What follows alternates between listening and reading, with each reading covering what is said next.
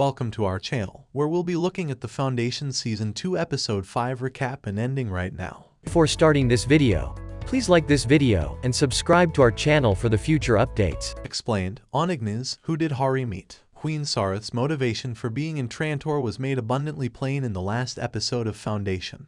While Brother Day was left in the dark about her goals, Brother Dawn and Brother Dusk had begun to believe that Brother Day had become way too authoritarian in his attitude, and there was rising hostility between the brothers. When Hari Seldon, Gaul, and Salver eventually arrived on Ignis in the 5th episode, they had no idea what awaited them. Ignis had some human settlements, and some people were seeking sanctuary there. So let's see what Hari Seldon discovers on Ignis and if Queen Sareth succeeds in her goals. What did Rue and Sareth learn? Sareth has been attempting to determine how Brother Day survived after being attacked by the blind angels ever since the previous episode. Her informant, Markley, informed her that he was unable to view the video of whatever had taken on in the bedroom since it was off limits. Sareth made the decision to go undercover, entice Brother Day inside, and then find a method to enter his bedroom in order to gather information that would help her discover the truth. Brother Day confided in Demerzel as usual and told her about the proposal after being a little taken aback by Sareth's upfront approach because he hadn't anticipated her to make that kind of move so early. Demerzel reassured him that he wouldn't have any problems and didn't need to worry because Sareth's proposal had made it clear that she wanted to have an intimate relationship.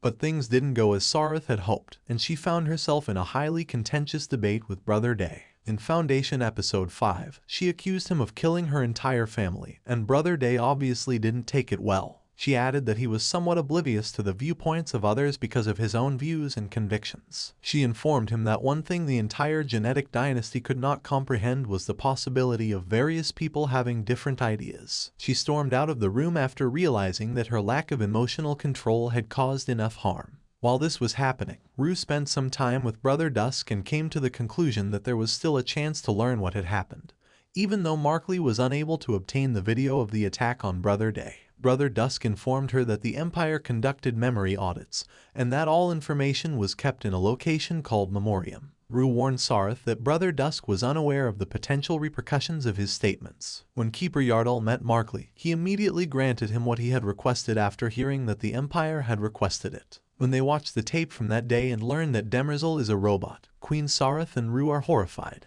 They soon learned that Brother Day spent a lot of time alone with Demerzel, and that she served as more than just his assistant. However, this was not all of it. From this point forward, things will become more complicated, and a lot of the Empire's secrets will be revealed. Brother Day's friendship with Demerzel might harm not only his reputation but possibly the Empire, and all of Trantor as a whole. Why was Brother Day a problem for Dusk? Rue and Sareth were attempting to conduct their own inquiry on the one hand, and Brother Dawn and Brother Dusk were alerted to Brother Day's newfound ability on the other. Brother Day was made to appear to be the only monarch, and Dawn and Dusk were made to feel inferior to him. They learned that Brother Day had taken away their ability to edit memories in Foundation Episode 5 through Demerzel. They disapproved of how autocratic Brother Day had become in this strategy, and how he had stopped soliciting their input. They headed to the interface, which gave them the opportunity to speak with Cleon's memories and ask him any questions they wanted. They were shocked when, however, the memory of Cleon 1 ignored them and informed them that they were all one person and that to criticize or harbor jealousies toward one another was equivalent to developing doubts about one's own behavior. Cleon 1 assured them that all that occurred was understood and accounted for. Dusk and Dawn visited Keeper Yardle in the Memoriam and requested the information from the memory hoard since they were dissatisfied and displeased with what they had been given. When Dusk noticed that Cleon 1's total cataphiles were disproportionately large compared to all of others,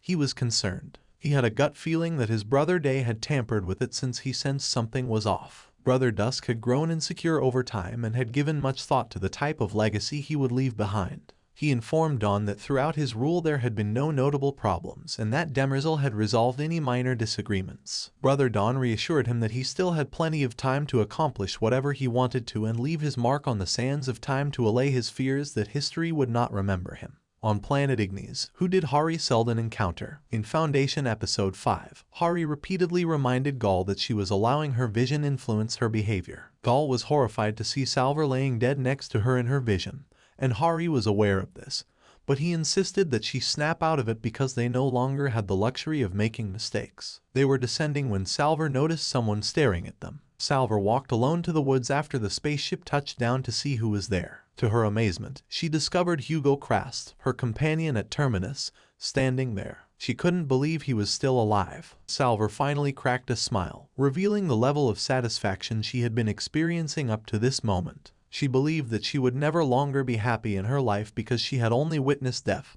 and destruction since leaving Terminus. But this time brought with it a lot of promise, like a new breeze. When Hari Seldon saw them approaching, she knew right once that the man accompanying her was a phony, and was not Hugo Crast. After requesting numerous forms of identifying verification from Hugo, he grew more concerned that foul play was taking place. When Salver became angry, she begged Hari to open the spaceship's door, but Hari wasn't prepared to do so. Gaul didn't understand why he was doing it, but he asked Gaul to conceal the main radiant without telling him. It turned out that Hari's theories were accurate because Telem Bond's men had arrived to apprehend them. As the acclaimed leader of the Mentalics, Telem preferred to refer to her people as sighted since she disliked the word mental, even if the other person refused to let them. These people possessed the unique ability to see into their head and form a telepathic link. Telem explained to Hari that her tribe was made up of individuals who had fled their horrible lives in order to seek safety in Ignis. Gaul and Hari Salver were kept in the dark about Talem's true motivations, and she made a concerted effort to eavesdrop on their thoughts. Hari likely knew of Telem's plan to locate and destroy the primary radiant, which is why he begged Gaul to conceal it from him.